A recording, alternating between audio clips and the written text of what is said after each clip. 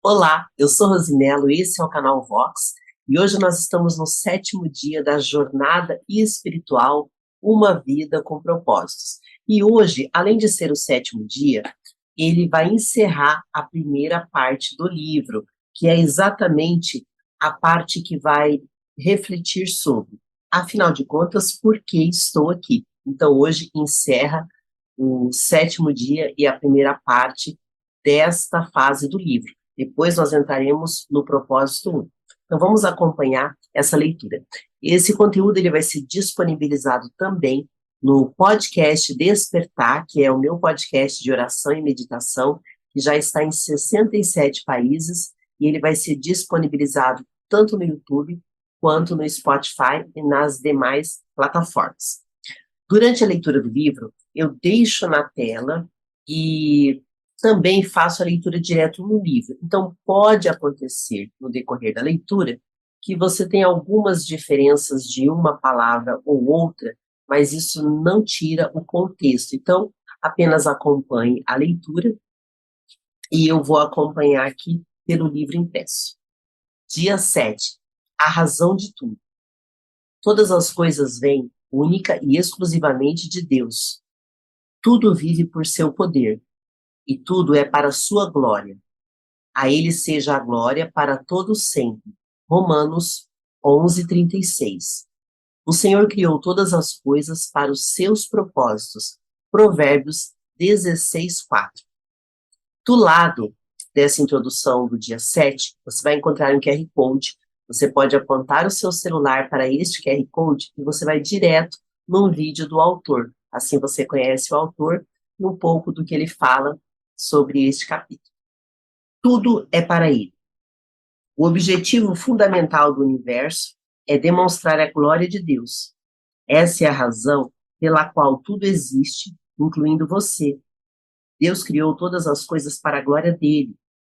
Não fosse a glória de Deus, não haveria nada. E o que é a glória de Deus? A glória de Deus é o que ele é a essência de sua natureza, o peso de sua importância, o brilho de seu esplendor, a demonstração de seu poder e o ambiente de sua presença. A glória de Deus é a expressão de sua bondade e de todas as outras qualidades intrínsecas e eternas. No livro impresso, ele traz uma reflexão. O objetivo fundamental do universo é demonstrar a glória de Deus. Onde está a glória de Deus? Basta olhar ao redor. Tudo que foi criado por Deus reflete sua glória de alguma forma. Vemos isso em toda parte, seja na partícula mais microscópica, seja na incomensurável Via Láctea. Vemos isso no pôr do sol e nas estrelas, bem como nas tempestades e nas estações do ano. A criação revela a glória de nosso Criador. Na verdade, aprendemos que Deus é poderoso, que ele aprecia a diversidade, ama a beleza, é organizado, sábio e criativo. A Bíblia diz que os céus declaram a glória de Deus. Deus tem revelado sua glória ao ser humano em diferentes lugares e momentos da história.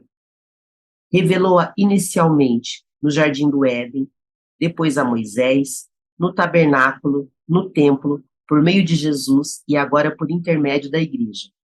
Foi descrita como um fogo consumidor, uma nuvem, um trovão, uma fumaça e uma luz resplandecente. No céu, a glória de Deus fornece toda a luz necessária. A Bíblia diz: a cidade não precisa de sol nem de lua para brilharem sobre ela, pois a glória de Deus ilumina. A glória de Deus pode ser mais bem observada em Jesus Cristo. Ele, a luz do mundo, revela a natureza de Deus. Graças a Jesus, já não somos ignorados a respeito de quem Deus realmente é. A Bíblia diz: o Filho é o resplendor da glória de Deus. Jesus veio a este mundo para que pudéssemos entender completamente a glória de Deus. A palavra se fez carne e habitou entre nós. Nós vimos sua glória, uma glória cheia de graça e de verdade.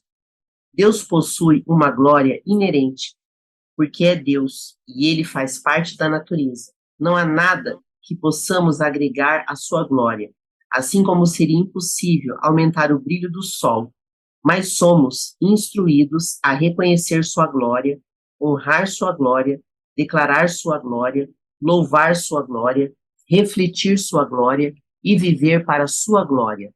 Por quê? Porque Deus é digno. Devemos a Ele toda a honra que pudermos dar.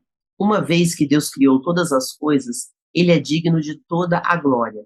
A Bíblia diz: Tu és digno, ó Senhor e nosso Deus, de receber a glória, a honra e o poder, porque criaste todas as coisas. Apocalipse 4:11. E ele deixa uma reflexão. Viver para a glória de Deus é a maior realização que podemos alcançar em nossa vida. Em todo o universo, somente duas das criações de Deus falham em glorificá-lo: anjos caídos, demônios, e nós, pessoas. Todo pecado basicamente consiste na incapacidade de render glória a Deus, ou seja, em amar qualquer outra coisa mais que a Deus. Recusar-se a glorificar a Deus é um ato extremo de rebelião, e foi esse pecado que causou a queda de Satanás, bem como do ser humano. De maneiras diferentes, todos nós vivemos para nossa própria glória. A Bíblia diz: todos pecaram e estão destruídos da glória de Deus. Nenhum de nós tem oferecido a Deus, por meio de nossa vida, a glória que ele merece. Esse é o pior pecado e o maior engano que podemos cometer. Entretanto, viver para a glória do Senhor é a maior realização que podemos alcançar em nossa existência. Deus diz: todos eles são o meu próprio povo. Eu os criei e lhes dei vida, a fim de que demonstrem a minha grandeza. Logo, esse deve ser o objetivo supremo de nossa vida. Como posso glorificar a Deus? Jesus disse ao Pai: Eu te glorifiquei na terra, fazendo tudo o que me mandaste fazer. Jesus glorificou a Deus, cumprindo seu propósito neste mundo. Nós honramos ao Senhor da mesma forma. Tudo na criação glorifica a Deus, quando cumpre seu propósito. Os pássaros glorificam a Deus ao voar, gorjear, ao fazer um ninho e ao realizar outras atividades próprias dos pássaros, conforme Deus tinha planejado. E aqui no livro impresso, ele deixa uma reflexão. Viver para a glória do Senhor é a maior realização que podemos alcançar em nossa existência. Mesmo uma humilde formiga rende glória a Deus quando cumpre o propósito para o qual foi criada. Ele fez as formigas para serem formigas e fez você para ser você. Ireneu disse: a glória de Deus é um ser humano em plenitude de vida. Existem muitas formas de dar glória a Deus, mas elas podem ser resumidas nos 5 propósitos que ele estabeleceu para a sua vida. Passaremos o restante deste livro estudando-os detalhadamente, mas apresentamos aqui uma visão geral. Damos glória a Deus ao adorá-lo. Adorar é nosso primeiro dever para com o Senhor, e o adoramos ao apreciá-lo. Disse C.S. Lewis: quando Deus nos diz que devemos adorá-lo, de fato, está nos convidando a estar na melhor das companhias. Ele deseja que nossa oração seja motivada por amor, ação de graças, prazer e satisfação, não obrigação. John Piper observa que é quando estamos mais satisfeitos em Deus que ele é mais glorificado em nós. Adorar é muito mais que louvar, cantar e orar a Deus. É um estilo de vida que compreende apreciar a Deus, amá-lo e oferecer a nós mesmos para o cumprimento de seus propósitos. E aqui ao lado ele deixa uma reflexão. Tudo na criação glorifica a Deus quando cumpre seu propósito. Quando usamos nossa vida para a glória de Deus, tudo que fazemos pode se tornar um ato de adoração. A Bíblia diz: usem todo o seu corpo como instrumento para fazer o que é justo para a glória de Deus. Damos glória a Deus ao amar outros fiéis. Quando nasceu de novo, você se tornou parte da família de Deus. Seguir Cristo não significa apenas acreditar, mas também pertencer e aprender a amar a família de Deus. João escreveu: Nosso amor uns pelos outros dá testemunho de que já passamos da morte para a vida. Paulo disse: Aceitem uns aos outros da mesma forma em que Cristo nos aceitou. Assim, Deus será glorificado. É sua responsabilidade aprender a amar como Deus ama, porque Deus é amor, e isso confere honra a Ele. Jesus disse: Amem-se uns aos outros, como eu os amei. Vocês devem amar-se uns aos outros. Com isso, todos saberão que vocês são meus discípulos, se vocês se amarem uns aos outros. Damos glória a Deus quando nos tornamos como Cristo. Depois que nascemos na família de Deus, Ele nos induz à maturidade espiritual. E o que seria isso? Maturidade espiritual significa tornar-se como Jesus na forma de pensar, sentir e agir. Quanto mais você desenvolve o caráter cristão, mais glorifica a Deus. A Bíblia diz: à medida que o Espírito do Senhor trabalha em nós, tornamo-nos mais e mais semelhantes a Ele e refletimos a sua glória ainda mais. 2 Coríntios 3,18. Quando você aceitou Cristo como Salvador, Deus lhe concedeu nova vida e nova natureza. Agora, no restante de sua vida terrena, Ele quer dar continuidade ao processo de transformação de sua personalidade. A Bíblia diz: que vocês estejam sempre cheios do fruto da salvação. Todas essas boas coisas produzidas em sua vida mediante Jesus Cristo, pois tudo isso será para a glória e louvor de Deus. Filipenses 1:11. No livro impresso, ele traz uma frase em destaque: maturidade espiritual significa tornar-se como Jesus na forma de pensar, sentir e agir. Damos glória a Deus servindo aos demais com nossos dons.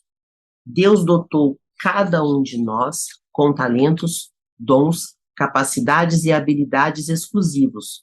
Sua vocação não é um acidente. Deus não lhe concedeu essas habilidades para propósitos egoístas, e sim para benefício de outras pessoas. Assim como outros receberam habilidades para beneficiar você. A Bíblia diz: Deus concedeu dons a cada um de vocês, de sua grande variedade de dons espirituais. Administre-os bem para que a generosidade de Deus flua por meio de vocês. Vocês são chamados para ajudar uns aos outros? Ajudem com toda a força e energia com que Deus os capacitou. Assim Deus será glorificado. 1 Pedro 4, 10, 11. 2 Coríntios 8, 19. Damos glória a Deus falando dele a outras pessoas. Deus não quer que o amor e os propósitos dele sejam mantidos em segredo. Depois que conhecemos a verdade, ele espera que a compartilhemos com os outros. É um enorme privilégio poder apresentar Jesus às pessoas, ajudando-as a descobrir o propósito da vida delas e preparando-as para o destino eterno. A Bíblia diz que, à medida que a graça de Deus trouxer mais e mais pessoas para Cristo, Deus receberá mais e mais glória. Qual será o objetivo de sua vida? Viver o restante de sua vida para a glória de Deus exigirá uma mudança de prioridades, agenda, relacionamentos, etc. E algumas vezes significará pegar o caminho mais difícil, não mais fácil. Até mesmo Jesus teve dificuldade com isso. Sabendo que estava para ser crucificado, ele clamou: Minha alma está perturbada, mas será que devo dizer: Pai, livra-me dessa hora? Pois foi com esse propósito que vim para esta hora. Pai, glorifica o teu nome. No livro impresso, ele traz um destaque. Depois que conhecemos a verdade, ele espera que a compartilhemos com os outros. Jesus deparou com uma bifurcação em seu caminho. Cumpriria ele seu propósito, glorificando a Deus, ou recuaria em troca de uma vida confortável e egoísta? A mesma situação está diante de você. Viver para objetivos conforto e prazer próprios, ou viver o restante da vida para a glória de Deus, sabendo que Ele prometeu recompensas eternas. A Bíblia diz: qualquer um que se apega à própria vida, apenas como ela é, a está destruindo. Mas se você perde sua vida, você a terá para sempre, pois é a vida real e eterna. Esse é o momento de definir essa questão. Para quem você irá viver? Para você mesmo ou para Deus? Você pode hesitar imaginando se terá forças para viver para Deus, mas não se preocupe. Deus lhe dará tudo o que for necessário se você apenas fizer a escolha de viver por Ele. A Bíblia diz: tudo que diz respeito à vida que agrada a Deus nos foi dado milagrosamente quando tivemos permissão de conhecer pessoal e intimamente aquele que nos chamou para Deus, a melhor convocação que já receberam. Neste exato momento, Deus o está convidando a viver para a glória dele, cumprindo os propósitos que ele estabeleceu para você. Essa é realmente a única maneira de viver. Qualquer outra coisa é apenas existir. A verdadeira vida começa quando você se compromete inteiramente com Jesus Cristo. Se você não está seguro de já ter feito isso, tudo o que precisa é receber e acreditar. A Bíblia promete que aos que receberam, aos que creram em seu nome, deu-lhes o direito de se tornarem filhos de Deus. João 1,12. E quanto a você? Vai aceitar a oferta de Deus? E ele deixa uma frase de destaque: Deus lhe dará tudo o que for necessário se você fizer apenas a escolha de viver por ele. Em primeiro lugar, creia. Creia que Deus o ama e o criou para um propósito. Creia que você não é um acidente. Creia que você foi feito para ser eterno. Creia que Deus o escolheu para ter um relacionamento com Jesus, que morreu na cruz por você. Creia que não importa o que você fez no passado, Deus quer perdoá-lo. Em segundo lugar, receba. Receba Jesus em sua vida como Senhor e Salvador. Receba o perdão dos pecados, receba o Espírito que o capacitará a cumprir o propósito de sua vida. A Bíblia diz: é por isso que quem aceita o Filho e confia nele tem tudo, vida plena e eterna. Onde quer que você esteja lendo este livro, convido a inclinar a cabeça e, em voz baixa, fazer a oração que mudará seu destino eterno. Jesus, eu creio em você e o recebo. Continue. Se você fez essa oração com sinceridade, parabéns. Bem-vindo à família de Deus. Você agora está pronto para descobrir e começar a viver o propósito de Deus em sua vida. Recomendo que você fale sobre sua decisão a alguém, pois precisará de apoio. E finalizando dia 7, vem a reflexão, pensando sobre meu propósito de vida. Tema para refletir. Tudo isto é para ele. Versículo para memorizar. Todas as coisas vêm única e exclusivamente de Deus. Tudo vive por seu poder e tudo é para a sua glória. A ele seja a glória para todos sempre. Romanos 11:36. E a pergunta para meditar: em que parte de minha rotina posso estar mais consciente da glória de Deus? E assim nós encerramos não apenas o dia 7, mas a primeira parte do livro, que traz como reflexão, afinal de contas, por que estou aqui? É dessa forma que o livro é dividido. Bom, no livro impresso ele traz um texto a mais, que diz respeito ao guia de estudos. E aqui tem algumas atividades e perguntas e eu vou ler para vocês. Afinal de contas, por que estou aqui? Pontos chaves. Depois de ler o capítulo, identifique um ponto-chave no texto e ao menos 2 pontos-chave secundários. Escreva-os e procure relacionar cada ponto a um atributo ou propósito de Deus em nossa vida. Por exemplo, fomos criados como seres inteligentes E isso tem a ver com o atributo da onisciência divina, de modo que Deus é glorificado quando fazemos bom uso de nossa virtude. Aplicação.